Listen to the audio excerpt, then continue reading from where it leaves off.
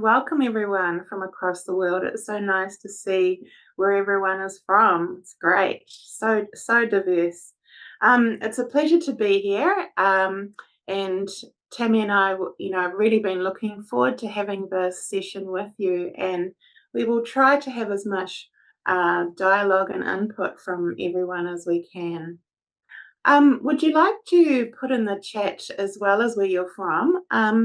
How familiar are you with team coaching? So, have you practiced team coaching? Are you studying team coaching? Have you studied team coaching? Just interested? Be awesome just to get a feel of what experiences you have. What else are you seeing coming through, Tammy? And welcome, Tammy. Thank you. Good to see everyone. And thank you for that warm introduction as well. Really appreciate it. I think that we've got a whole range of people on the call. I see some previous students and lots of people who, like me, are getting up in the middle of the night. So thank you for coming. Um, and we've got people who are ranging from practitioners who've been going for a long time, working with teams and groups for a long time, maybe haven't gotten any formal training, and or people who have been through formal training, and we've got some people who are just like putting their toe in the water. So we've got the whole range today, Helen. That's Welcome fantastic. everybody. Yes. Yeah, welcome. That's fantastic to get the variety of experience together in one place because we can all learn from each other in this environment. So that's fantastic. I think we're ready to begin sharing the slides if that's okay. So, just a rough outline of what we're going to do today. Excuse my accent. If you're not used to a New Zealand accent, it may sound a little harsh. If you don't understand, that's what the captions are for too. So we're going to go through just a few slides to give you some background and context. Then we'll have a breakout session for about 15 minutes, and then we'll spend the rest of the time we have together today talking through some of the insights from the breakout and other things that you'd like to talk about in relation to team coaching. And because we have the amazing Tammy here, maybe we can get some insight on what she's seeing coming through in supervision, team coaching supervision. That would be really interesting as well. So I thought we'd start with a beautiful image. So some of you may be familiar with this plant and this flower, some of you may not. It's called a milkweed.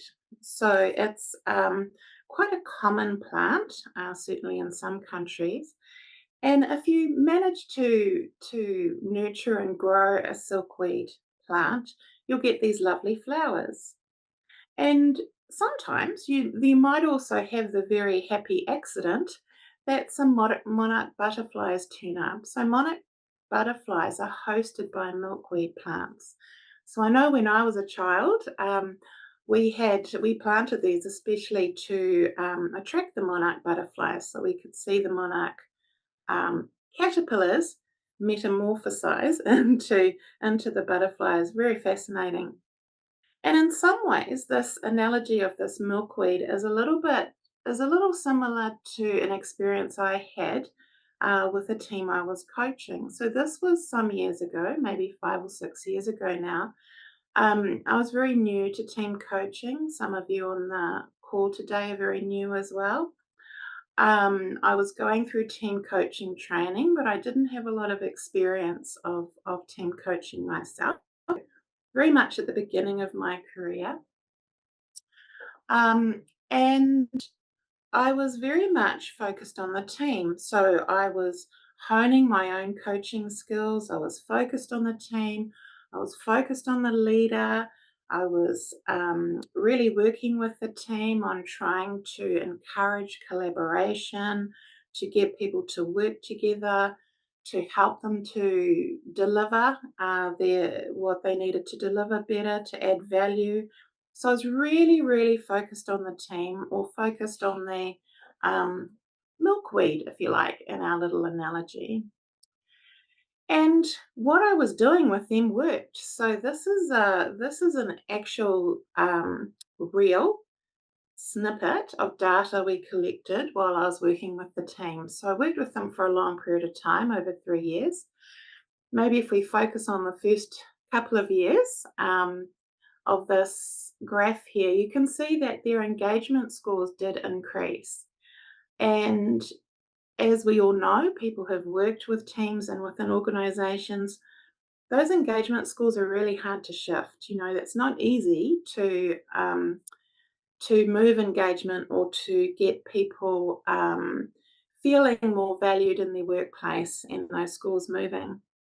So that milkweed that I was focusing on, the plant, if you like, or the team, there was an impact of what I was working on them with, amongst other things in the system as well.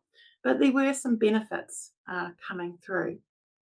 But what we also noticed, and if you take a look at the blue line there, in parallel to the team's engagement score increasing, we noticed that the function score increased. So the function is the people that the team led.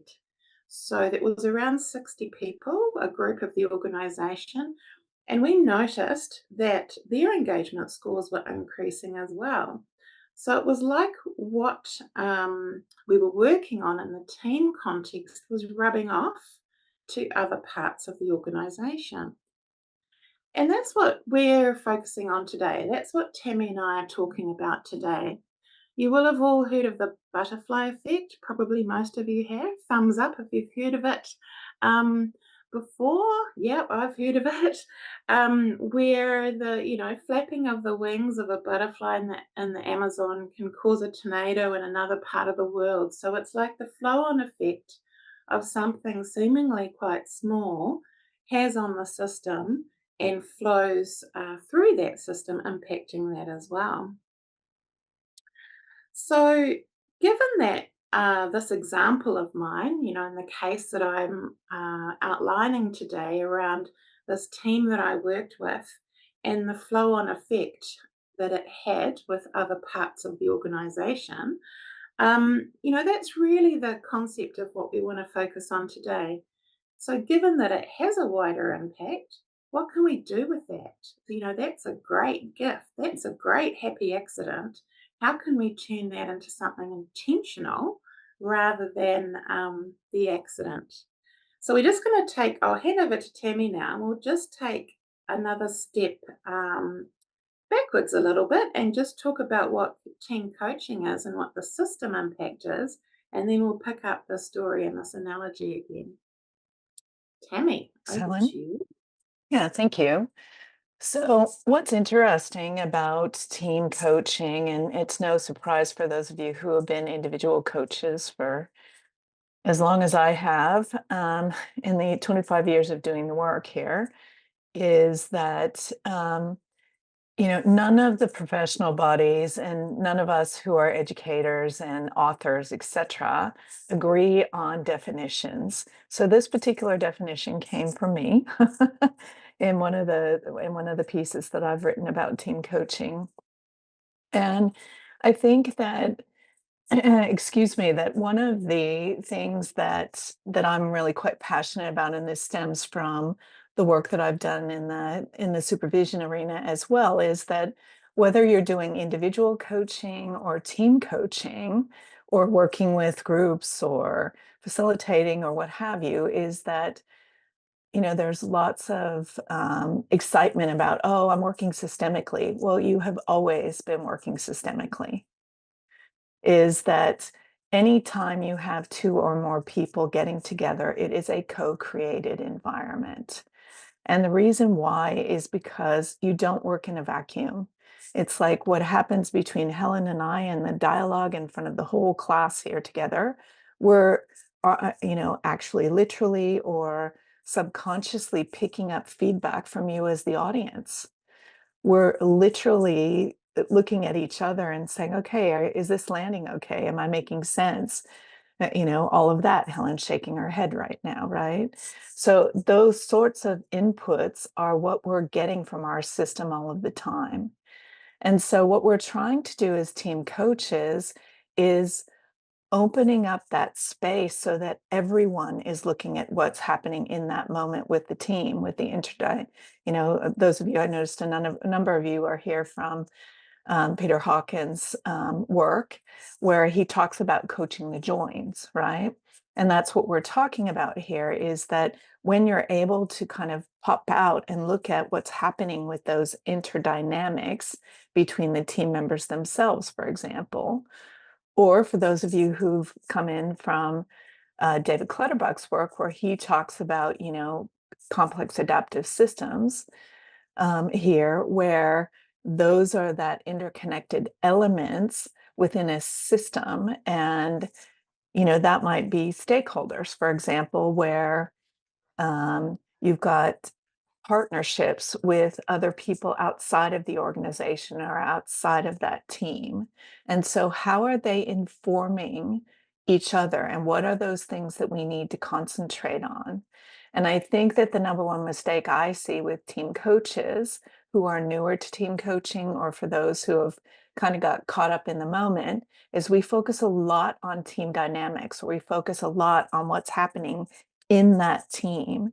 And as we're going to talk about here now, and why we're setting the stage for this, is like, how do we take that more kind of both and the being in the moment with the team and doing your job with doing that skill of team coaching, but also popping out and looking at what's happening. What are those systemic factors that are impacting on what's going on in the room, or that the team needs to be aware of when they walk outside of the room? And how do they create a more collaborative environment with the both and of themselves and the system that informs how they work together? So, Helen, over to you to bring us back to the story. Sorry about my voice here, Huh. everybody. No, have a very refreshing drink of water, Tammy. Hopefully, you'll feel a little bit better. Um, so, given Tammy's great description of how teams are a system and we all work within systems, it's no surprise then that we saw these scores. I was really, as Tammy said, early in my career, very, very focused on the team, but it was no surprise that the impact actually went wider, and those functional staff noticed as well. But it went wider than that still. So the C-suite, in this particular organisation noticed the impact that the team was leadership was shared more amongst the team, and the team members were more visible and attending some of the C-suite meetings and talking about the work that they did. And Sally, one of the C-suite members, said that it helped everyone do their jobs better. So, I was focusing on a small piece of the organization, but that was having an effect over the entire organization. And they put it down to that team um, focusing on themselves and how they work together and collaborating and bringing stakeholders into the room.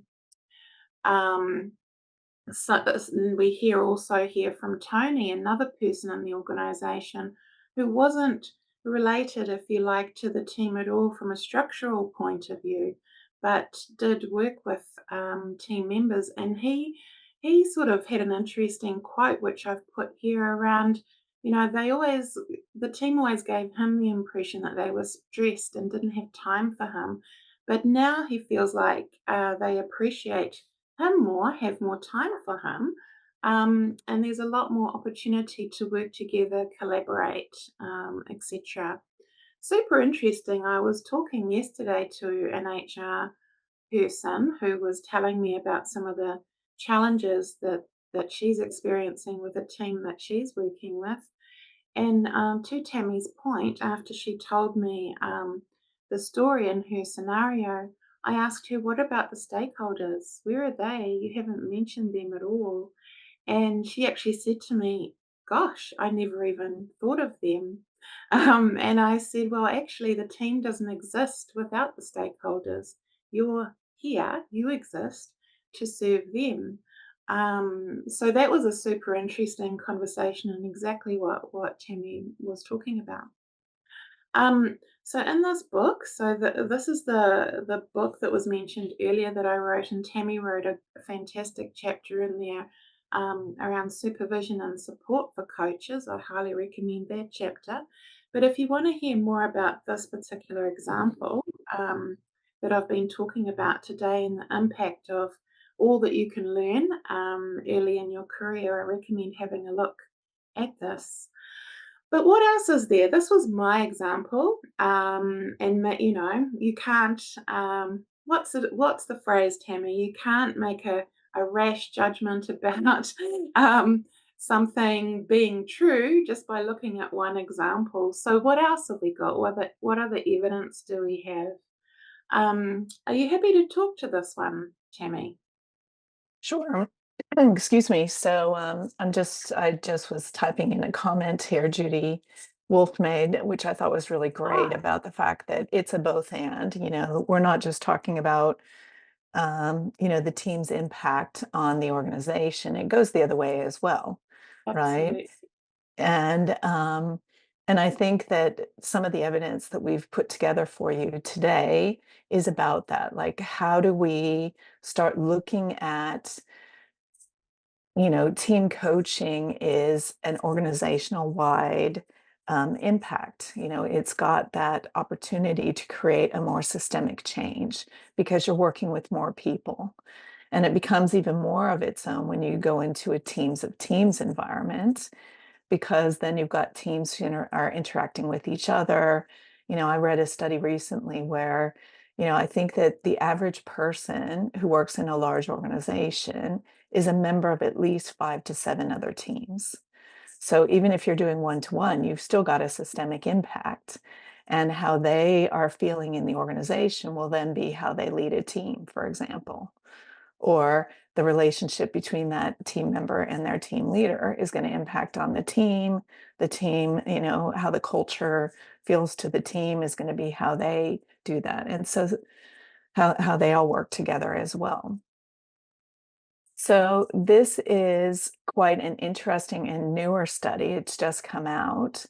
And, it's really concentrating on the fact that more than team development, and for those of you who are going out and selling it, this is a really important study. I suggest you go read it because it's really showing that research about the fact that that systemic impact is what's important, because team coaching fosters self-awareness, team awareness, reflective practice, and reflexivity.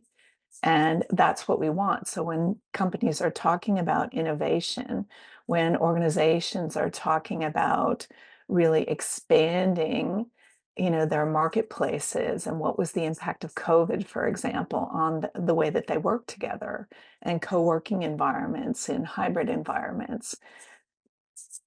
Traditional facilitated team development does not work for them, whereas does not work in those sorts of environments, as well as the team talking about what they need to do differently, about decision making, etc.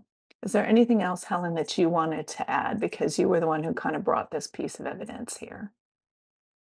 I just wanted to add that and Jonathan Passmore actually has an EMCC event, I think, next week. Is that right? I believe, Nicola. So if you want to know more about this particular study, you can join that event. It's in the research part of EMCC. So if you're looking for the event and wondering what we're talking about, if you go into the research part of the EMCC website, you can find it. I think it's on the 9th of July. Um, yeah, thank you, Tammy. And we've got more examples too, which Tammy is very, very familiar with. So just one second. Um, why is my page tuning not tuning? Here we go. Excellent, thank you. So this is one of the books that is required reading for some of the team coaching programs that are out there today. For those of you who are newer to team coaching, David Clutterbuck, myself, and Cole Murphy, who's just got his PhD in widely psychological safety and does a lot of work with teams and groups. Um, and we decided, so what's going on there? So the book kind of invites, I think there are 30 some odd authors in there, 26 cases, um, that talks about what is actually working or not working at that particular moment in time. The book's been out for a couple of years now. And one of the things that Melissa Sarah and Cole Murphy came up with in their particular study was the fact that, stakeholders that really got involved with the team, um, those partnerships that were forged as a result of taking a look at how they're working together, what's needed. Are the external processes working between those relationships, for example? If it's in a supply chain sort of arena, how is that actually working in this global economy? So it's really quite important to look through both the lens, like Judy had pointed out there, around, so how are those external voices impacting on the team? But also, how is the team going out and some of those conversations that are needed to have as part of their day-to-day business as usual type of activities? So that's one of the things that why team coaching works, because if you're just learning how to do conversations, for example, it's not necessarily handled in facilitation. Whereas in team coaching, because there's that accountability factor, and you're deliberately asking the team to look at those relationships and their processes, then you start seeing that impact more widely systemically.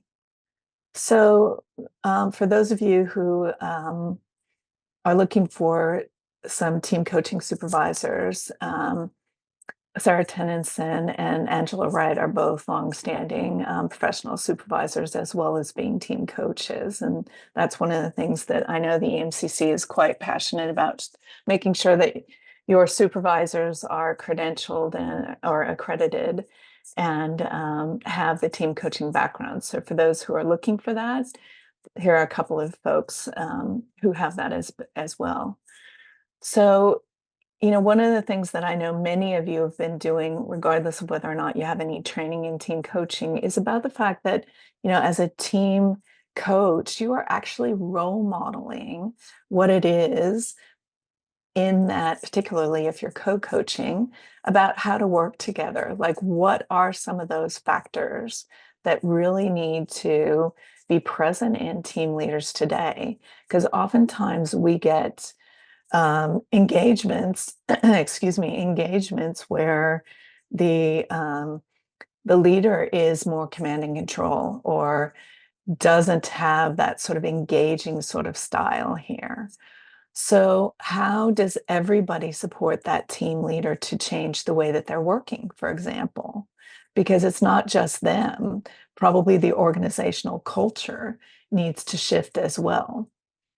How does, excuse me, how does everyone start looking at what those interconnections are so that they can be a leader in their own right, so that they can show what needs to happen in their particular area of the business, so that they're illuminating other areas within the system where they can add value or where they need support, where they feel like they're being pressured to do things that are not impactful for the way that they could be working better, where they could get support from the team to be working better, et cetera. So you're in building feedback loops. So that's one of the things that Tennyson and Wright come up with in their particular case as well. So it's rich. I think one of the things that I found, and we'll talk about this in a few minutes with the book itself, but I think that what I was surprised about is that in the cases that we've got in the book, 20, out of 26 cases, 23 of them start with tool first, then give the information back to the team, and then go from the team coaching from there. And we also teach it that way. So being on faculty for both David Clutterbuck and Peter Hawkins' work, we teach it that way as well. And my question, and where Helen will know because I like being a cat amongst the pigeons in the industry, is I go, why? Is that best practices? Is that actually where the team is? Or is it because it makes us feel safe? And so then we inbuild bias into the system itself. Should we be doing it that way? Is that the right approach? Whereas sometimes we need to start with a team readiness tool. Are the team actually ready for team coaching, despite the fact that we're really excited to go out and do the work? Should we maybe be sitting down and doing some observed meetings, for example? Could we be sitting down and actually having some conversations with the team and saying, so what is it that you already know about yourselves? And then be crafting and really co-creating that environment. And maybe you do that team diagnostic 3, 4 sessions down the track rather than at the very beginning. Once you've got that relationship with the team, and then they're more open to getting what's the rich data from those reports or from that diagnostic. Or, maybe there needs to be some really rich feedback between you and the team leader outside of that session, because you've witnessed some behavior that needs to change, and inbuild some individual coaching into that engagement first. So the reason as well that I'm bringing this up here is that one of the things that we'd like you to talk about in your breakout groups today is, what's your intention? Because again, if we're working systemically, I walk in as the team coach and I am loaded with bias. Even though I have great intention, I want to help the team, I want to be judgment free. I've got some information that I know about the organization, and I'd love to support them in making these changes, etc. But can I take that as a hypothesis? How do I go in there and really support them coming up with their changes, the team coming back with what's working and not working in their own organizations? So we're really curious about how you can work more intentionally, and what are some of your mea culpa, sorry, not mea culpa, what am I saying here? Sankalpa, your intention. So that Sanskrit word about for those of you who've done yoga before, you'll know a sankalpa means, what's my intention? What am I walking in for? How do I make myself as open as possible to what I can receive for the organization? And then, what am I noticing is that intention, or am I bringing bias in, which is where supervision comes into the fold, because I might need to go to supervision as the team coach to say, here's what I'm noticing about what myself and my co-coach are bringing in, or you and your co-coach go in together to get that supervisory sort of lens. So Helen, I'm going to give my voice a bit of a break here. My apologies for those who don't know. I've been quite unwell this year, so my voice kind of comes and goes at times. So thanks for bearing with me with a little bit of croakiness here. We can have a little rest now, Tammy, for a little while. So we're going to put you into breakout rooms shortly, and here's your task. You'll have about 15 minutes. And what we'd like you to do is talk about, given that there's a systemic impact in all of the work we do, and when we work with a team and with individuals, we're actually impacting their entire systems and our entire systems. Given that's a thing and evidence is growing around team coaching specifically in that space, how can we use team coaching as a tool, or how can we use coaching, or if you're a facilitator or any other discipline, how can you impact the wider organization and systems intentionally? So that's a pretty open question. We realize that. So we're hoping for some really great discussion when you come back. So we'd love to hear from you. What did you come up with? Have you got more questions? All of the above. A couple of the key topics that or themes that we seem to discuss was one around the importance of language, both recognizing that we might all have different definitions, whether because we speak different languages, we're translating differently, or simply because we have different backgrounds. We might translate the same words differently. And Mm, so if we're sending folks off to have a discussion about something, it's important to know what that something is and how we're defining it for that um, conversation or in this context. So just that the importance of getting clarity on meaning around that and being aware that that impacts everything about how we go about interacting with each other, the assumptions Mm. we're making. But then we also started talking about the what I think of as the intersection between the individual and the collective. Like if we have those individual concerns that got referred to, for instance, before we moved into breakout rooms around, is what I'm doing actually adding as much value as it could? Or are there areas of concern or inefficiency that could be surfaced for collective consideration? Are we really having collectively those important conversations around how are we prioritizing spending our time, which is, limited. But then also, what if I'm not in a role where I feel I'm adding as much value as I could? How do I surface that for consideration of how do all our roles intersect and entwine as a collective? So how do we have those conversations at different levels Mm. and make sure they get revealed to the rest of the organization for consideration? Yeah.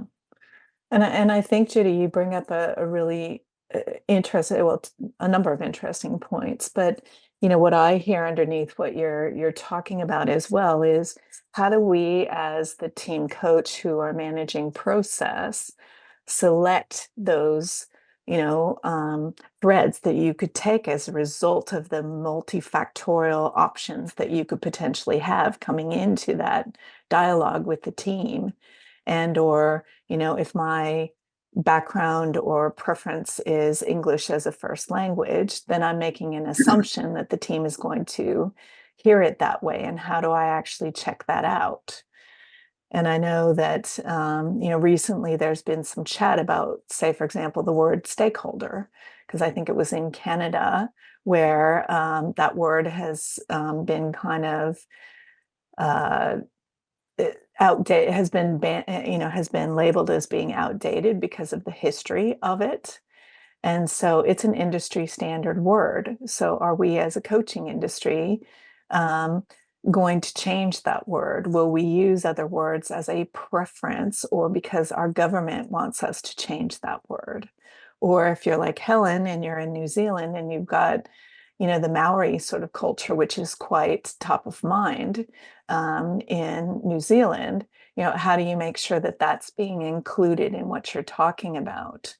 Just to give some examples there. I'm not being, I'm obviously leaving out most cultures around the world, but just to give some easy examples there. So, what then is our um, ethical responsibility to all of those factors that Judy's group was talking about, whether it's language, whether it's direction, whether it's cultural understanding and imperative. So really rich. Thank you for that. Here's some other comments here as well around cultural nuances that are really important in coaching. So, yeah, fantastic. I'm just wondering if maybe Coney Ford, if I'm saying your name correctly, would you be willing to take yourself off mute and talk to us a little bit more about the comment there? Um, I put in a few different ones. oh, Um, okay. I think we had some themes. We had a theme about awareness, uh, bringing awareness to any given team or groups that we're coaching. Also, ourselves being aware of the systemic dimension, but also that post-COVID, there's actually maybe more awareness around us of how we're connected to each other. So there's Yeah. something, so that was a theme that we had. Um, Another one was actually bringing in the stakeholders, kind of inspired by something one of you said about asking that question and bringing that into the conversation. And then Fantastic. then we just, I don't know if that was any of those, but the last Yeah. one we talked about was a bit about the how understanding a team, understanding systemic stuff is very different for different categories of folks. And we saying in like engineers versus the marketing department versus, how they see connections is really different, which goes back to the language and culture piece. Yeah, that's awesome. Um, there's another intriguing one here that's catching my eye. Miles, would you be willing to take yourself off mute and tell us a little bit more about being conscious of the biases and finding common ground? Yeah, sure. I mean, we're all fairly new to team coaching in our group, so we were probably stumbling upon issues and aspects that might be more familiar to those with more experience. But No, I think you're still stumbling when you've been doing the work for yeah, a couple decades as well. Well, yeah, I mean, it just sort of struck us that when you're doing kind of individual coaching, you're having a conversation with an individual, getting their views and their perspectives on the personalities, the landscape, the organization, the systems that they're having to deal with.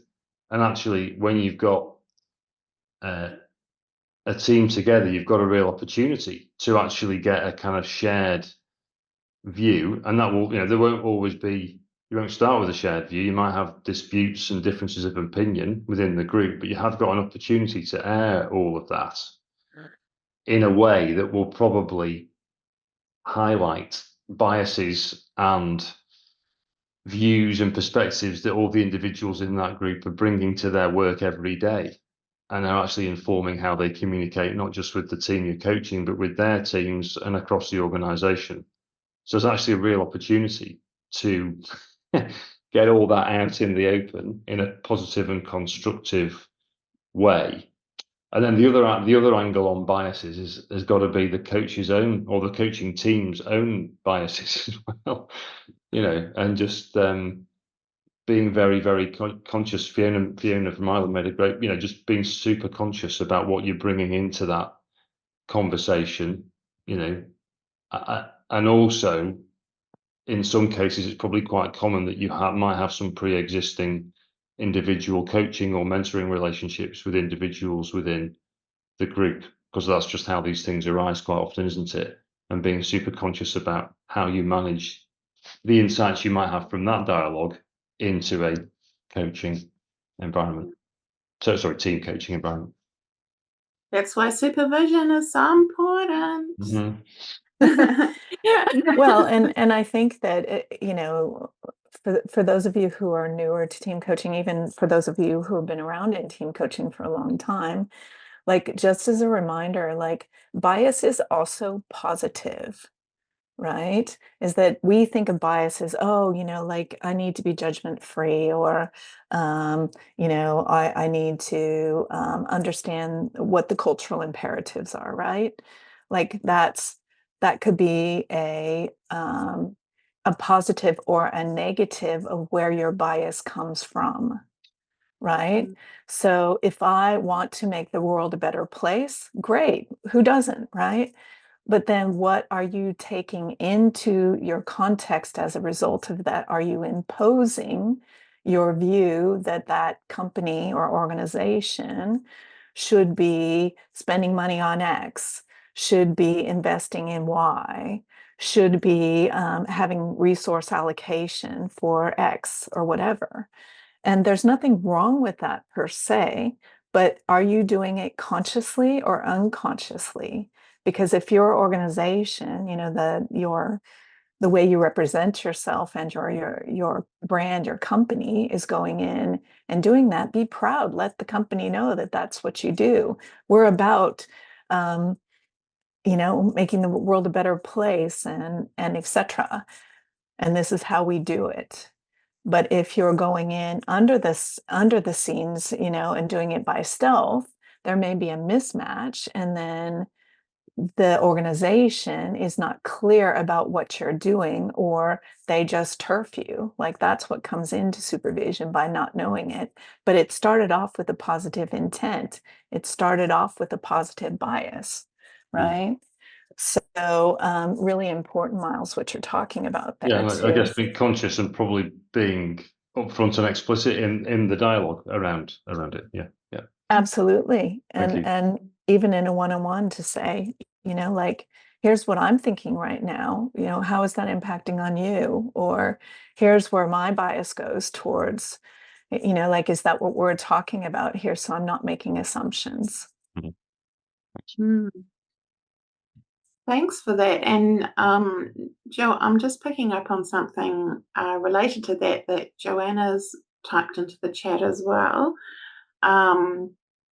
around assuming certain values or making assumptions. And I'd just like to add maybe just a tiny example of my own that I've experienced just last week, where a team had a session with a team without the leader there. And I think we decided in that session that they didn't want to be a team and didn't need to be a team. So that was super interesting. So the bias was that the team leader wants them to team and gel, as do I. That's why I was employed for the gig, if you like. But maybe I think the next session we need to work on that a little more. Maybe they don't need or want to be a team. And what does that mean? So that'll be super intriguing. So one of the Okay. things that Helen's bringing up there, for those of you who are newer to team coaching, is there's quite a lot of research out there about what the difference between a team and a group is.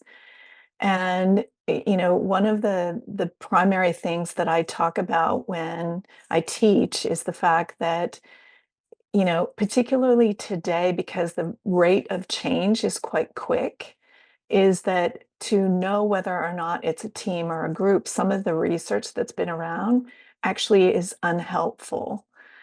But to have the conversation with that, let's call them collective, is really important, because culturally they may want to define themselves as a team, but actually we would define them as a group, or vice versa, is what Helen is talking about.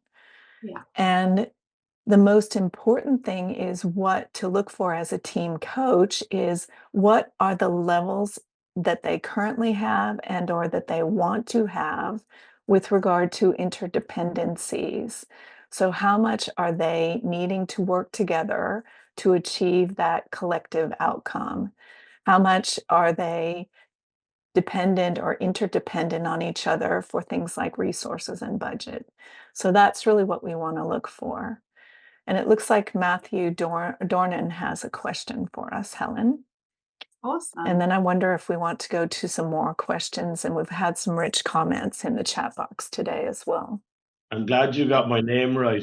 Most Irish people don't get my name right. They start with Dorgan, Dorman, Dorney, and I just give Lucky up for after me. I think my question is around finding the right customer that will engage with you from a team coaching point of view. Is there any traits or movements in companies that you should look out for that would be a trigger to say, okay, I'm going to target this company and put a load of effort into it, because I know if I just get one conversation with the HR, they might engage with me to do team coaching? Because there's some companies where the leaders will say, no, you're not coming in and poisoning my team. They'll do what I want to do, and that's it. Yeah, absolutely. That's such a great question. I'd love to, without opening up a massive groundswell of conversation, takes us off track for everybody else's conversations, but love to hear from a couple of other people if you've got a perspective on this. But it's such a rich conversation. Like, I don't normally open this up because it opens up a huge, like, as the industry, we don't have any direction on this today, right? Like in one-to-one coaching, like, would you just walk in and say, I'm your coach? Now, I know that that happens in a lot of organizations without coach matching if you're part of a leadership development program, for example. But for team coaching, it's kind of like, You know, I've heard about Helen Zink. Oh, here she is, like, or whomever, right? As your team coach, there's no matching that's done. Like, is that ethical? Is that what we should be doing?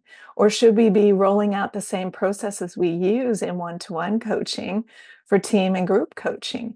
I don't know the answer on this. Do other people have some perspectives out there?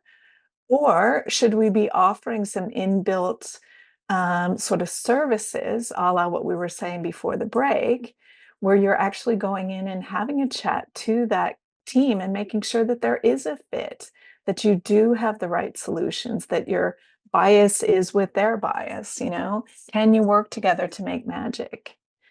So what do other people think? I'd love to hear, raise your hands and so we know to call on you. So Sylvie. Hi, thank you. Thank you, Tammy.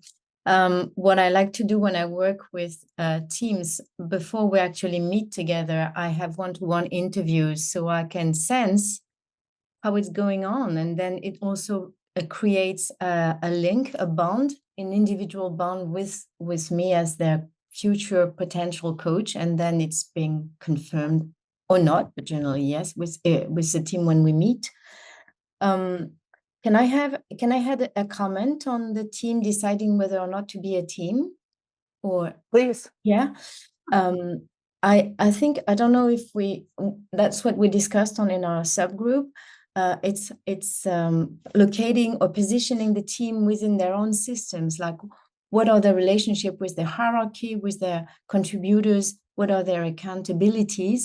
And sometimes, even though they might not want to be a team, they have to, because people in the system are expecting things from them. And sometimes they might not be conscious that they need to be a team, but collectively they have to accomplish some tasks or some things that kind of bound them together to be a team. Or sometimes someone is missing, or someone is one too many, and before the teams can actually be a team, the relevant team for what is required from them.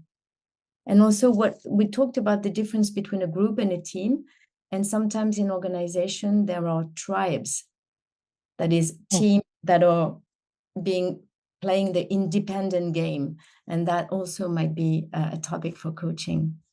Yeah, really great points. Thank you. Yeah, I invite, for those of you who are into developing team tools and diagnostics and so on, what a great thing to do. Like, how can we measure the buy-in to or the interdependencies or the impact of splitting of tribes within organizations and or teams, all really rich conversation topics that you brought up. Wouldn't that be great if we could have a tool that actually could measure that? I'm just picking up, changing tack slightly, if I may, on a comment that Nadia, am I saying your name correctly? Q has put in the chat. Would you like to take yourself off mute if you're brave? I'm curious about what you're talking there around having clear intention around what team coaching is. I know in my experience, often when working with human resources, who are often the people that bring you in, the human resources professionals don't necessarily have clarity of what team coaching is. So they're not sure what they're bringing in. So it's a tough one, isn't it? Nadia, would you be able to elaborate? Are you still there? No? Maybe you've gone?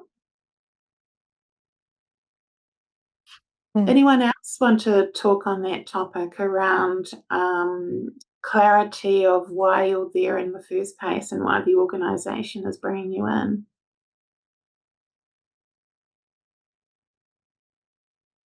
No?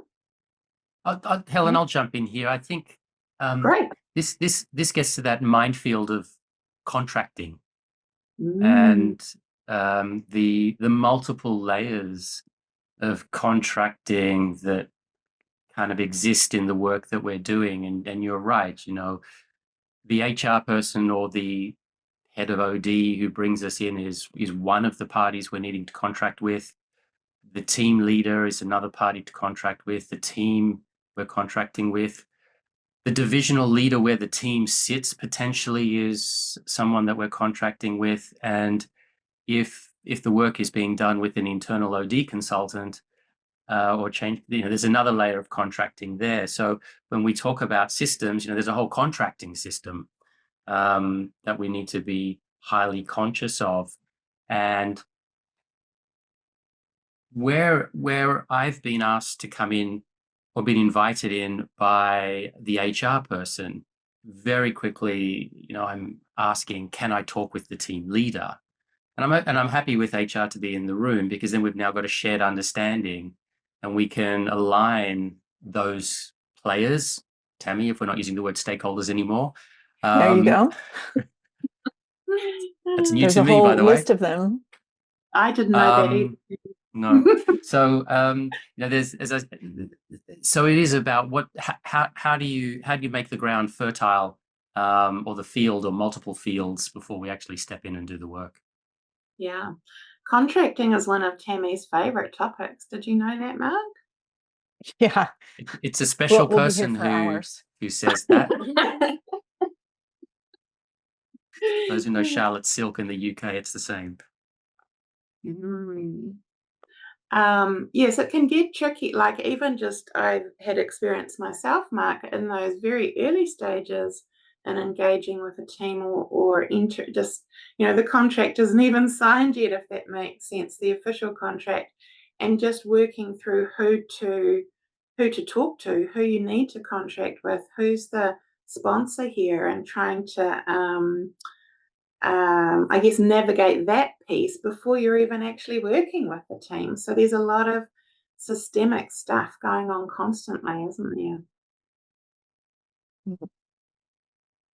Thank you, Mark. We've got a couple of hands up here. I don't know, Anne, do you have your hand raised? We can't see your camera, but I see a hand raised. So I'm not sure if you've got your hand raised or if that was a mistake. But we definitely have Manon Rosenboom. Yes, I was in Nadja's group, so maybe I can also clarify a bit Thank you. her comment, at least what I understood, but please other people from my group correct me if I missed something. What I felt with her a bit was, this is all very important, but how can we stick onto a plan? How can we keep a structure during the process? Because we define goals to achieve in the end.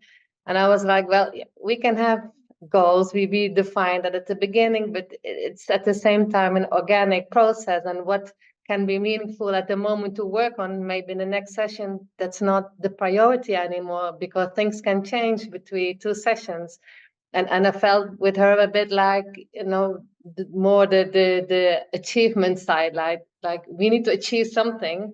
So there must be a plan, there must be a structure. And of course, there is a kind of structure, but to my opinion, it's much more organic than maybe some people are used to work in this area. And that might be, a little bit frightening maybe sometimes. Yeah. I think this really this is very close to my heart, and also touches on many things. It touches on the bias piece, because maybe it's us who want an outcome, who want a particular outcome, or who want the team to achieve what their first goal was that they articulated, and don't really want to move from that. But there's also some tension there around, the arrangement that you have with the sponsor, the person paying the bill. They want a particular outcome, or you've agreed a particular outcome or a particular topic to work on. So it's very complex, isn't it? A lot of different parties involved, and back to the point about contracting and constantly contracting. Exactly. The system dynamics are very hard to navigate.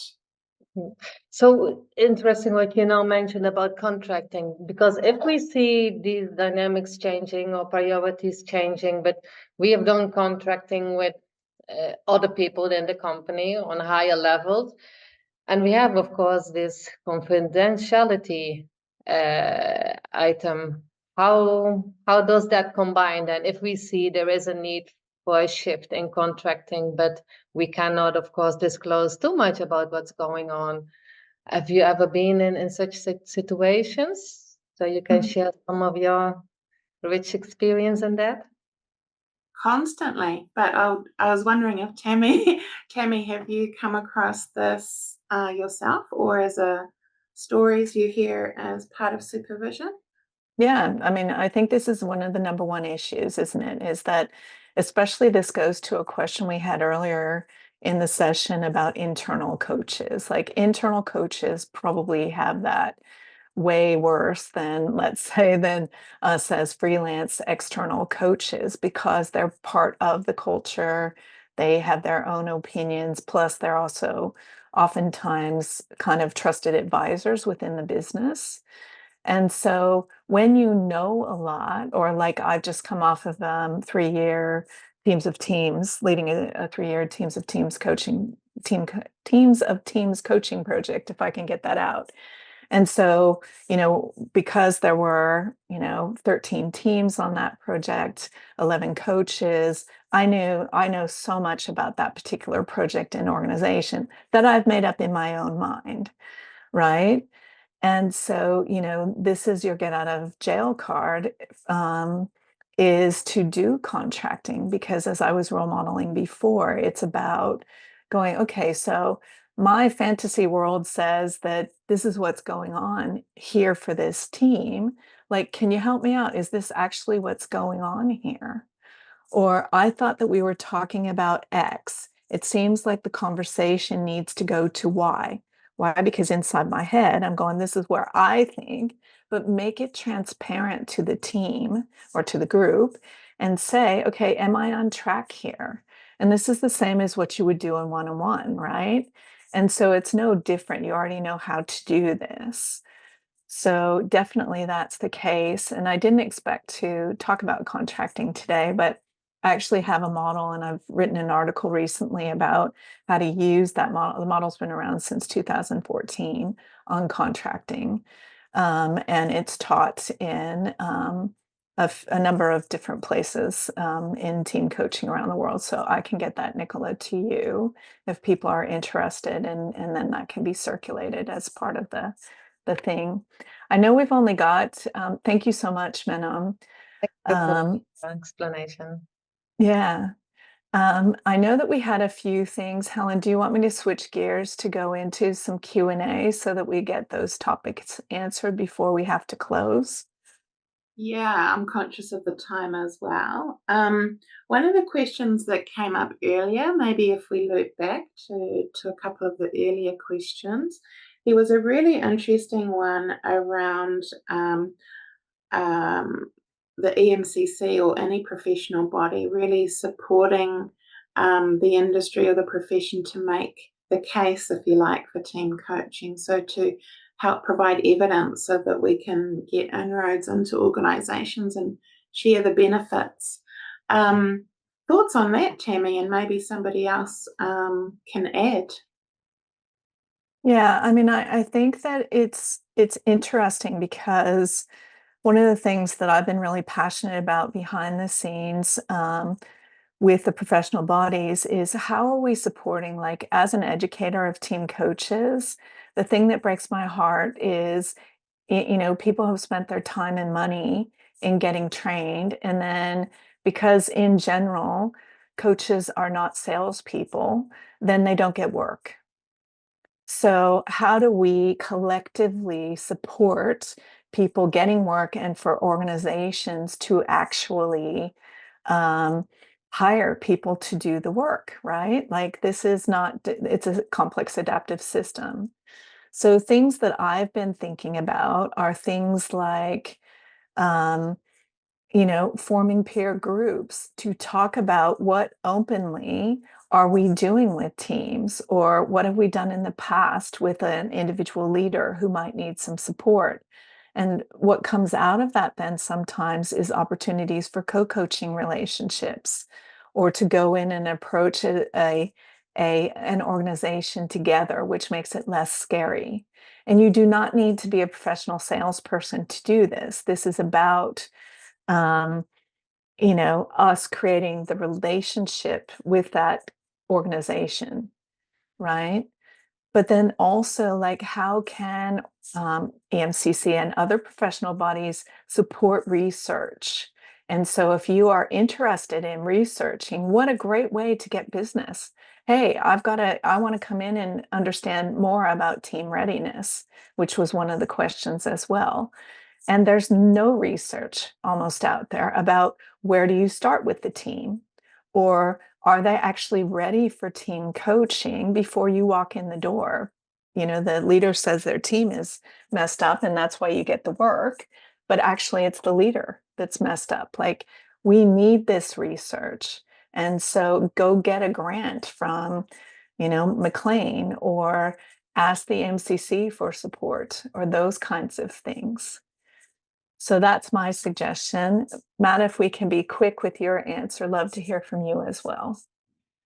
Yeah, you bring up a good point. I think around 82 or 85%, or even maybe higher, of coaching businesses fail because they know how to coach and they have their certifications, but they don't know how to sell, or they don't really know much about business development.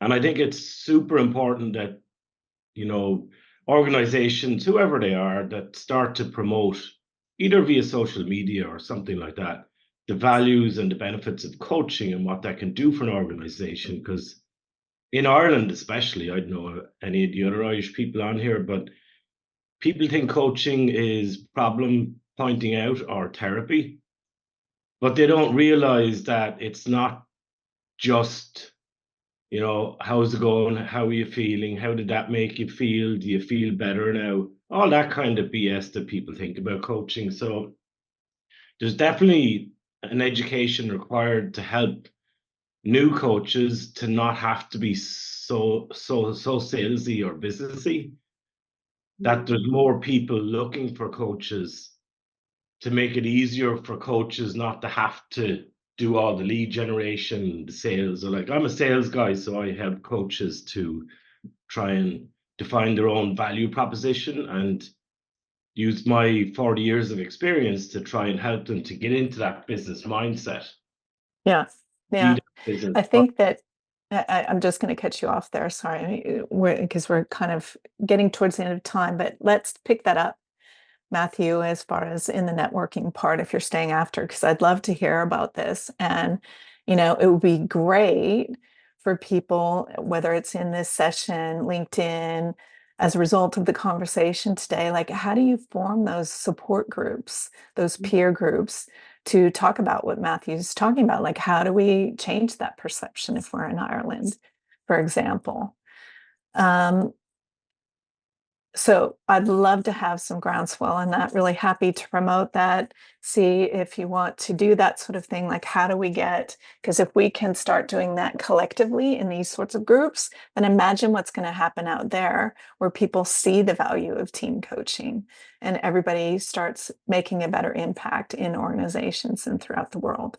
Wouldn't that be great? We'll have our own system impacts rippling exactly through. We'll be creating our own ripples, if you like. I Yeah. just want to skip quickly. Oh, sorry, Tammy. I was going to say, well, you're bringing up the slides so that we can just show those last couple of slides that we've got here and close for those who need to leave at the half hour. I was just going to say there's a few questions here. Happy to stay after because we've actually got another half hour, but the formal presentation ends at past here. So for those who have questions, I'm happy to talk about virtual team coaching, what tools are out there, team readiness, all of the stuff that we haven't gotten into, and have an open dialogue for those who can stay longer. Right. I was going to quickly comment on the tools piece and say, any tools. I use a lot of change management tools that I learnt in change management training in team coaching. So it's not necessarily the tools that are branded, if you like, as team coaching tools. It can be anything. The conversation, that's the key piece, the conversation around it. So, given that, we've had a great dialogue today, and thank you so much for your insight and ideas. I know that I'm walking away with some new thoughts around team coaching and what it means in the wider context. And just to finish things off, imagine the butterfly effect again.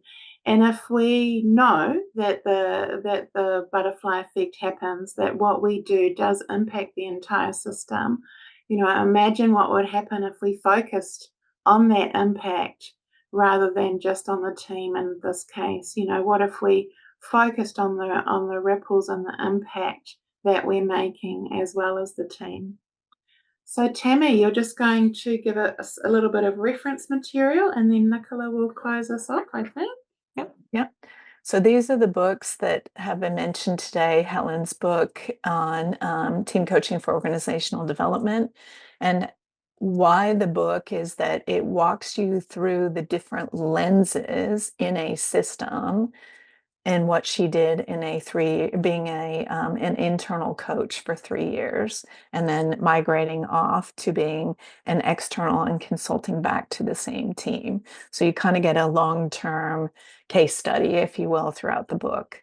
And then we've already talked about the team coaching casebook. I don't think I need to say more about that. Great, awesome.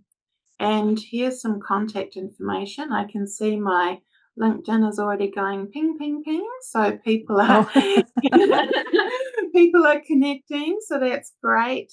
That's the way that we will form these groups that you're suggesting, Tammy, around grappling with some of these challenges in this profession and industry. If we connect and keep connected and have a common voice. So there's our details there.